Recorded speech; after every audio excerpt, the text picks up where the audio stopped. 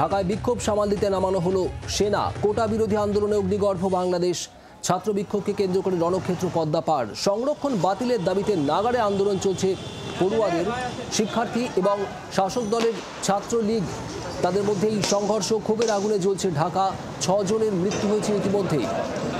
ঢাকার রাস্তায় সেনা নেমেছে, আর অনির্দিষ্টকালের জন্য সমস্ত শিক্ষা প্রতিষ্ঠান বন্ধ রাখার সিদ্ধান্ত নেওয়া হয়েছে।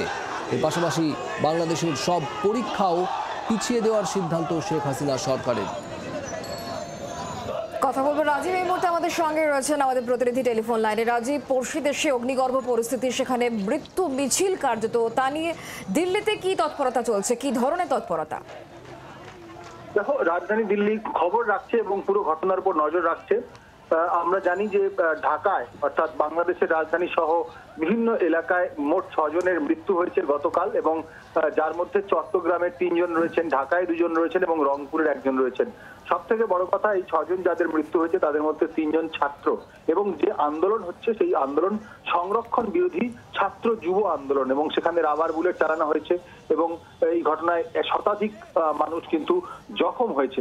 পুরো ঘটনার উপর, কারণ পড়শি দেশ এবং বন্ধু দেশ ভারতের, সেখানে অশান্তি হচ্ছে, সেই অশান্তির খবর পুঙ্খানুপুঙ্খ রাখা হচ্ছে। এবং যে আজকের যে ঘটনা এসেছে, বাংলাদেশের প্রধানমন্ত্রী শেখ হাসিনা তিনি একটি গুরুত্বপূর্ণ অভিযোগ তুলেছেন। তিনি বলেছেন যে তিনি যে হত্যাকাণ্ড যে ঘটেছে, লুটপাট যা ঘটেছে, সন্ত্রাসমূলক যে কর্মকাণ্ড চলেছে, তার পেছনে রয়েছে একটি সন্ত্রাসবাদী উস্কানি, এবং যার পেছনে সন্ত্রাসবাদী শক্তির তিনি উল্লেখ করেছেন।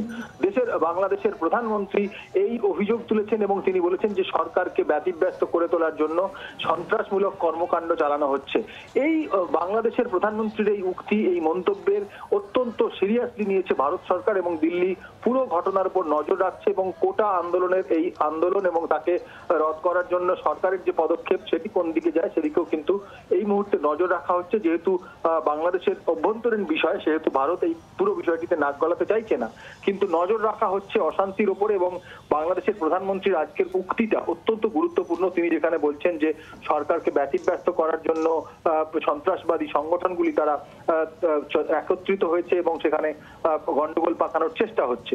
এবং তোমাকে জানিয়ে রাখি, যেমনটা তুমি জানালে যে একটু আগেই তুমি বলছিলে যে বাংলাদেশের বিভিন্ন স্কুল, কলেজ, ইউনিভার্সিটি বন্ধ রাখা হয়েছে এবং পাশাপাশি পরীক্ষাও স্থগিত রাখা হয়েছে।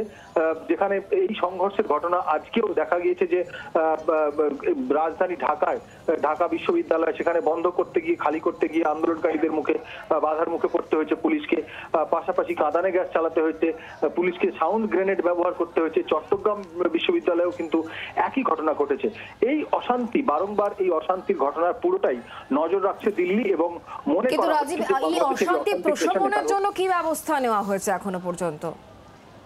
শুক্লা, যদি আরেকবার প্রশ্ন। অশান্তি প্রশমনের জন্য কি ব্যবস্থা নেওয়া হয়েছে?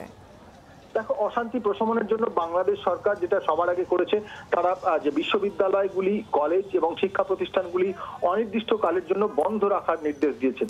এই কারণে পরীক্ষার্থী যারা রয়েছেন, বিভিন্ন কলেজ বিশ্ববিদ্যালয়ে যে পরীক্ষাগুলি রয়েছে সেগুলো আপাতত স্থগিত রাখার সিদ্ধান্ত দেওয়া হয়েছে। এবং পুলিশ এবং র্যাপিড অ্যাকশন ফোর্স তারা রাস্তায় নেমেছে, এবং যেখানে আবাসিক কলেজ এবং বিশ্ববিদ্যালয় রয়েছে সেখান থেকে আন্দোলনকারী ছাত্রছাত্রীদের বের করে দেওয়া, তাদের বাড়ি পাঠিয়ে দেওয়ার উদ্যোগ নিয়েছে সরকার।